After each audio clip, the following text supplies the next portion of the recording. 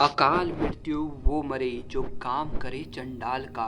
काल भी उसका क्या बिगाड़े जो भक्त हो महाकाल का। क्या हुआ जब शिव के पुजारी को बचाने स्वयं शेषनाग जी चले आए। फिर जो हुआ गांव वालों के भी होश उड़ गए। हर हर महादेव। नमस्कार दोस्तों, हमारे YouTube चैनल में आप सभी का स्वागत है।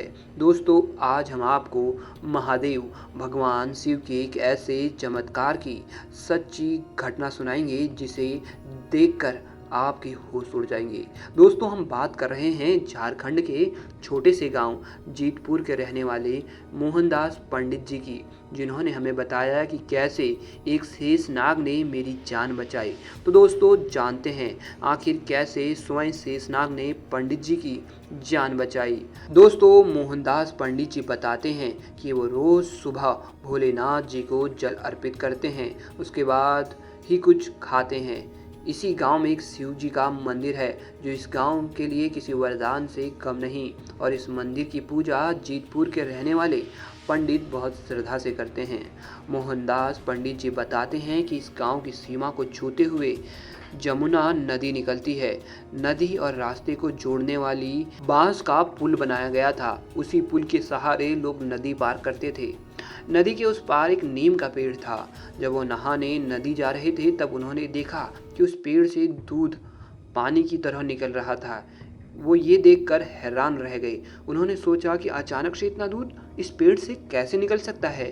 फिर वो पेड़ के आगे पीछे घूमकर देखने लगे कि कहीं किसी ने कोई तिकड़म तो नहीं लगाई। पर उन्होंने थोड़ी देर बाद जब उसे गौर से देखा तो उनके समझ में आया कि ये चमत्कार है। पंडित जी ये सब देखकर गांव वालों को बुलाने चले गए और देखते ही देखते वहां भीड़ जमा हो गई। गांव के सारे लोग ये चमत्कार देखकर हैरान थे और तरह तरह की बातें बना रहे थे। कोई कहता कि इस पेड़ में शंकर जी समाये हैं, तो कोई कहता यह चमत्कार हुआ है। ये चमत्कार देख लोगों से रहा नहीं गया और धीरे धीरे उस पेड़ की पूजा करने लग गए। जब सब लोग पूजा करके घर वापस लौट रहे थे तब पंडित जी चमत्कार देखने पेड़ के पास वापस गए और देखा कि अब उस पेड़ के पास एक नाग फन फैलाए बैठा है। पंडित जी को समय लगा, जरूर यह सांप दूध पीने इस पेड़ के पास आया है, और उसे बिना कुछ नुकसान पहुंचाए पंडित जी वहां से निकल पड़े। उसके बाद तुरंत बाद नाग उनके आगे आकर खड़ा हो जाता है और जोर जोर से फूंकार मार रहा होता है।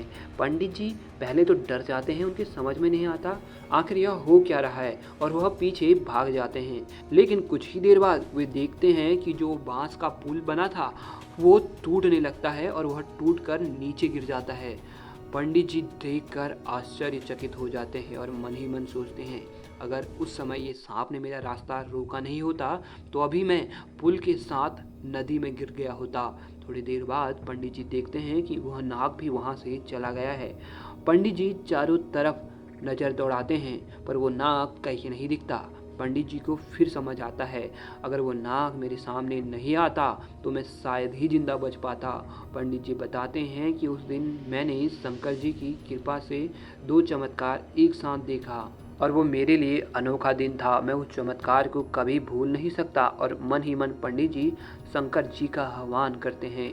दोस्तों, पंडित जी बताते हैं कि महादेव भगवान शिव की पूजा कभी व्यर्थ नहीं जाती। कहते हैं जो महादेव की पूजा करता है उसे काल तो क्या खुद मौत भी नहीं छुपाती।